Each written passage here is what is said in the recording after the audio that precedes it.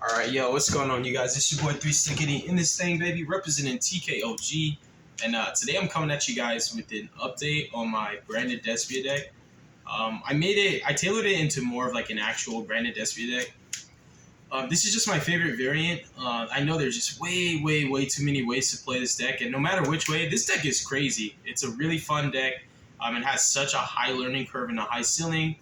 The skill gap for this deck is ridiculous because honestly, this is one of those decks where like it looks so bad because it's always misrepresented because like most of the people that play this deck really just don't know what they're doing. I don't know if they suck at the game or they just suck with this deck, but like most of the people I see playing this deck just make it look really bad. It has such a weird kind of performance rate in high caliber events because like on pen and paper, this is one of the most complete decks of the format. It has like all the tools it needs to succeed. It's continually got great support that has been able to cover little gaps and niches that the deck has fallen short in.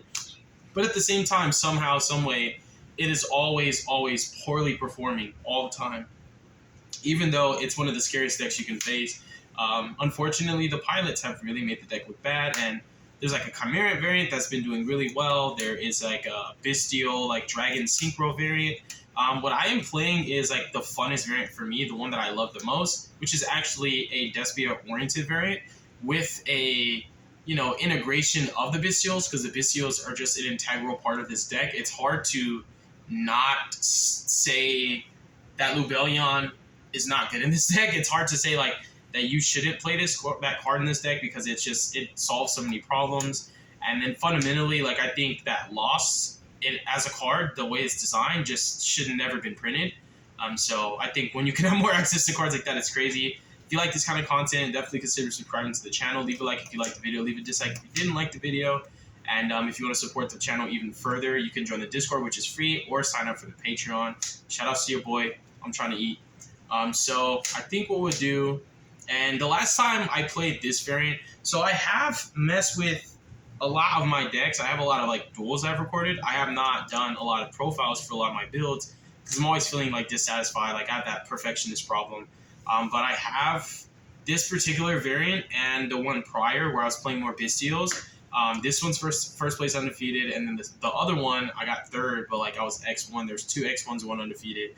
But this one is like the most fun, and this one's more tailored and oriented to like cater to the strengths that the deck had but couldn't capitalize on because of Reinhardt's existence was such a problem. And so now the deck is just crazier because, like with the Reinhardt being gone and like Shifter just not being as prevalent and people like rotating to like playing actual hand traps, this deck's crazy. It really is.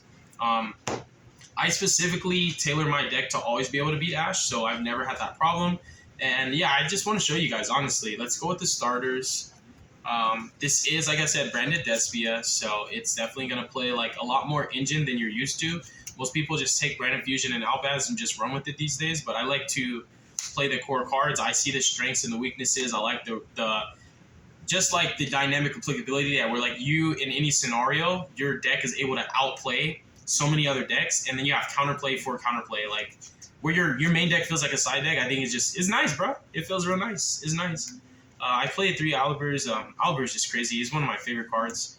Like this deck is just ridiculous. This is like this is like one of the looming threats where like you really never expect it. Like his graveyard effect is so underrated that I've seen people forget it. Like I've seen people playing this deck and literally have Oliver engraved and have a chance to trigger him and just still couldn't. This deck's boards are so sticky and so hard to crack, and it has so much follow up and so much recovery, and its card naturally replace themselves so well that you don't even always have a problem playing through the interruptions. You sometimes just have a problem with breaking the actual board with like Mirror Jade, and because I set up like Mirror Jade with Theater and Lost, and I have Albert in rotation. Like I make my boards nigh impermeable just so that my follow-up sometimes is just like, I'm going to kill you, like with the cards that I already, that I have public knowledge because you couldn't kill me, and it's ridiculous.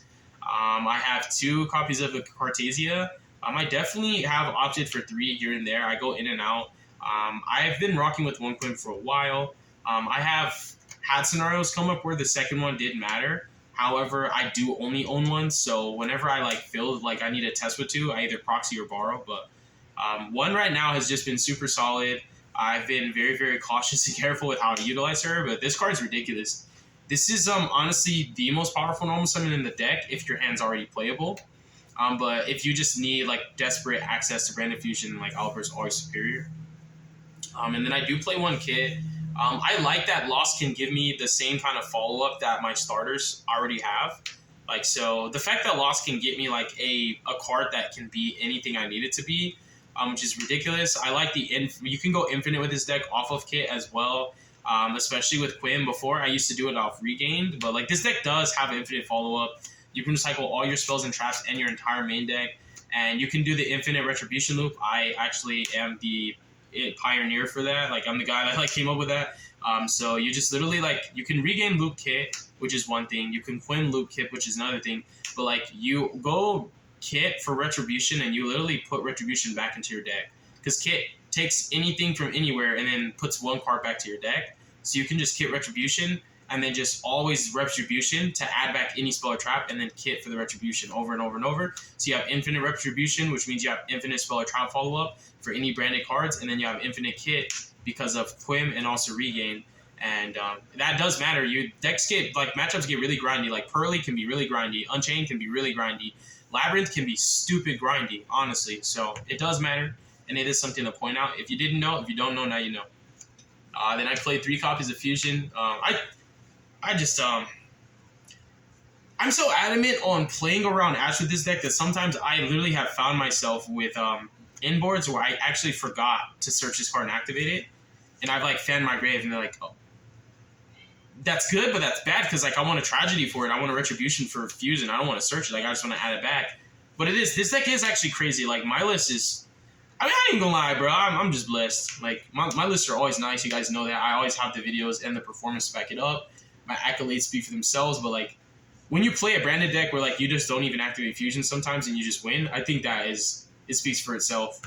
Because this is, like, the crutch. It's the biggest strength of the deck, but the biggest weakness. It's the card that people, like, they put all their eggs in that basket. They live and die by this card. If it gets Ash, you lose. That's, like, the common misconception. It's the funny meme, like, this Ash is FTK against his deck. We have Opening, which conveniently is more Quims. Quim is just ridiculous. Quim is crazy. There's so many ways that you can loop your cards. Like, you can multiple Mirror Jades. Quim also, like, coming out in an unprecedented way, like, makes your board just it's too much. Like, you don't always have to puppet lock. Sometimes you just have too many interruptions. And because they come from, like, the hand, the grave, they come from also the field, and they come at different points of interaction, which is, like, to me, the embodiment of diversity. When you want to interact with your opponent, especially like a deck like this is reactive, right? The only proactive aspect of this deck is literally just puppet. It says you can't special. Everything about this deck is like, I have a response, I have a response, I have a response. And you have it in so many ways that it's really hard. Even with the tactics cards, this deck's really hard to play against.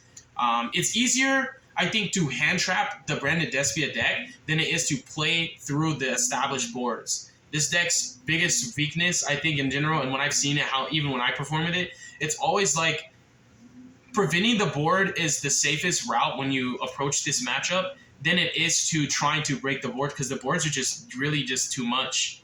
You know, sometimes you just get puppet locked and there's like, what's the point? Even if you kill all their cards, like you can't summon. It doesn't matter you're not OTKing and you're obviously going to get killed on the follow-up. So I think it's a pretty big deal to build your deck to be resilient, and you like can crutch on cross out, you can play tactics cards, or like you can actually do your research and then like look into more engine pieces and practice with them, and you'll realize like some of the Despia cards are super nice. Like some of the Despia cards solve some of the fundamental problems that this deck already has. And like I said, for me, I just need to get going. Like if I'm able to play, I feel like I can beat any deck in the room when I pilot this deck. But the problem is like being able to play, you know, like if I play against somebody who doesn't have hand traps, I feel like I automatically win, like just for free. But if they have hand traps and they have multiple, it's always going to be a problem, and it can be a struggle with this deck. So I think in general, just to reiterate, it is easier to prevent the boards with this deck, and that's the approach you want to hand trap this deck. You don't want to let it to get established, because its follow-up will kill you if its board doesn't, and it just has too much. It really does. I think any branded Destiny player would understand, like, you don't want to let them play. Like, with Unchained, you can let them play and you can, like, break their board. With, like, Perlery, you can let them play and you can sometimes break their board. It's a little bit harder. But like with this deck, like if you let it play, it's like when you just say, "Hey, Vanadium goes first," you just can go off, bro. Like it feels like you let him go first, you lose. So Nadir's this card just helps to play around Ash and other hand traps. I think it just got more and more insane because like a Rice Heart and Shifter is just not as prevalent. And my extra deck is tailored for the Nadir combo. I do play Maximus. It's like I am pretty degenerate, bro. I ain't trying to let nobody play but me, bro. That's just how I feel. And I played 3 High Spirits. I have so many targets. This card's just insane. This card feels like it's a custom card. It's really, really ridiculous. I'll even dump it and get it in rotation if I haven't already seen it and just add it off in phase. Like this deck can literally go from 0 cards to like 7 in a heartbeat. Gold Sark and Foolish. You can never have too much consistency with this deck, especially when your starters are diverse. Being that, you know, it's not literally all normal summons. It's spells that get you access to the same cards that Fusions does. And then monsters that get you access to Fusion are the same cards that Fusion gets you access to. For going second cards, we are on 3 Lubridarm on a new tattoo. I had to kick my princess up on my castle. I'm just playing 1/1/1. That's it. That's all, bro. Honestly, that's all I need. I think that it's important to have like the options. So you can just play 1 Saronir. Most people do. I think in the matchup where like the Bystials are really crazy, you want to get Magnamut so that you can Bystial them on their turn. And like you can have the standard inboard like where this deck has so many combos, bro. Like this deck's so crazy because like this is a deck of options. Like Branded is the deck of options where like there's too many things you can do. And so because the focus is not narrow at all because it's so wide and broad that the spectrum on like how you make your board and like what cards you utilize and what resources you get access to, you get what I like to call decision anxiety, where you don't know what to do, and then the thing that you do is always the flashiest and coolest thing, and you always lose because of it. Because you just do what gets you the most cards instead of doing what gets you the best results. And sometimes, even if you have left cards on field, if that inboard is tailored to that matchup, then just do it. You know, don't be greedy all the time. Just don't do stuff just because you can do it. Do what you need to do first, and then do all the flashy stuff later. If you want to flex, then do it when you're about to OTK. So I like Magnamut because it does give you coverage in different matchups, and I feel like when a card gives you options, you should give yourself all of the keys to unlock the full potential of the card instead of limiting yourself by, if this card has all these search targets and these are all dynamically different in certain aspects in like different matchups and in different situations, why wouldn't you? Like, it's like I'd rather have it and not need it than need it and not have it. You feel me? That's just me, bro. I don't know. I just think for myself. I don't net deck. I don't use nobody's stuff. Juice Worm, it's always been a lifesaver for me when like Nat Beast was super prevalent. It made Lubellion, I just call it Lubellion. It made Lubellion like such a crazy going second card. And also Baguska is a big problem. So like being able to out Baguska and Nat Beast just because you played Lubellion is crazy. And now like it helps to pressure like the Vanadium boards. It helps to pressure boards in general. And Lube like helps a lot in the Unchained matchup. So I think you just have to play these 3 1-ups. You can't just play 1 Lubellion and 1 Saronir. I think it's worth it. It's worth it. So these are all going second cards, and the Lube also can get you access to Lost and like Beast Regain, the full value package. They call it the Holy Trinity. It's just literally it's Winco. 3 Dark Rulers, 3 Talents, and then 3 Evening. Evening goes crazy. So I've never been a fan of hand traps in this deck because like the economic aspect of this deck is not really that appealing at first because you have so many costs that involve discarding that when you start playing, you lose so many cards and you get them back if you're able to play. But the cost is what you have to sacrifice. Like when you're getting hand trapped with this deck, it does suck because you get hand trapped so many times where you're not. It's not a 1-for-1. It's like a 1-for-2. Like you pay cost, your opponent hand traps you. They traded 1 card for your 2.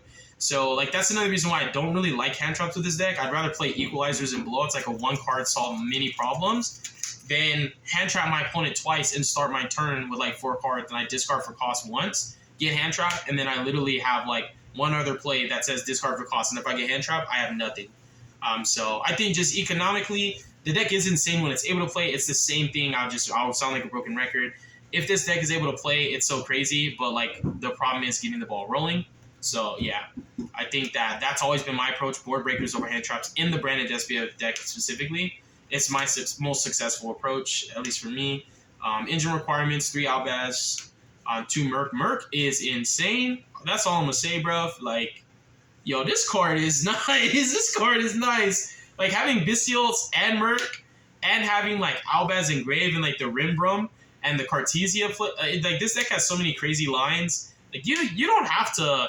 Like, Gimmick Puppet is like the fastest and most efficient way to end a duel. You have 40 minutes. You ain't trying to waste time. You're just trying to get it over with. But like when you want to like really assert dominance, bro, and I'm here for the dominance, bro. I need to subjugate all my opponents. Like I will style on them and show them everything that my engine is capable of doing to show them that this deck really is that crazy. I played 2 trash, 1 comedy. I'm playing dramaturge, so these actually were different cards prior to the ban list. I felt it was so much safer for me to utilize these now because the applications where these come up are just so insane that I have to have them. It's not even like I'd rather wish I had it. No, they come up too much, especially comedy. Comedy's crazy, bro. Comedy's crazy. Labyrinth is just everywhere. Skill drain, targeting effects, freaking roots, all that, everything, bro. And this deck is pretty nice, or at least my build's pretty nice against Deep Barrier, which is really relevant. And then Maximus and Nightmare. I don't play Dragoon because A, extra deck space, and B, too many bricks. I was already playing so many bricks. I don't think you need Dragoon to win. I think the main blowout that matters is evenly, and you play around that with your engine. So everything else, I'm okay with it. I really am. And yeah, Dragoon's cool though. But like, it takes so much to like have lines that produce Dragoon and then the actual branded Despia stuff in like the puppet lock. It feels like you, with your hands that are average, your standard hands, you always have to pick one or the other. And so it always feels like, why are these cards in my deck when I don't even get to play them like 5 out of 10 games in like in a 10-round tournament? Like that's just not, it's not viable for me. I don't know. That's just how I feel. Thinking out loud. 2 red, 1 white. Red being bumped to 2 feels so much nicer. Like it feels so good to actually be able to play red. Like it's a real card now. Not like it's a 1-up that you just pray you get to your inboard. Theater is a card that I just like preach so much about. Like this card is so nice, so solid. And when like you have Aliber and Grave, you have Mirror Jade up with like Regained or Lost in Theater, either one of them, or just Theater alone, your boards are crazy. Because like your Mirror Jade will trigger, and Mirror Jade actually is a lingering effect. So Mirror Jade can clear cards like Psychic and Punisher, and it can clear Noir. Her effect to destroy, it's like weird. Like it activates when she hits a grave, but when it destroys him, it's like, it's a weird ruling. But like, you can Mirror Jade your opponent, chain block, bring out Oliver, negate something, Oliver dies, Theater triggers, bring back Mirror Jade them again. This card says like I don't get OTK. It's one of the cutest interactions, the ones that come up the most. And the reason why that comes up so much is because like you can force it. You can crash your own Aliber. You can go normal Aliber, get Impermed or Veilered, and then go in battle phase, crash, bring back Mirror Jade, and then just start playing again just because Theater was up. So this card saved my life so many times that I always put the respect on like allocating a slot in my deck for it. Lost. Oh my gosh, this is like the Trinity right here. This is like the branded Trinity or whatever, like the branded like this is the two. This is like. This is it, bro. Like this is like my homeboy Valente says, too much good stuff. This is ridiculous. Like this is too much.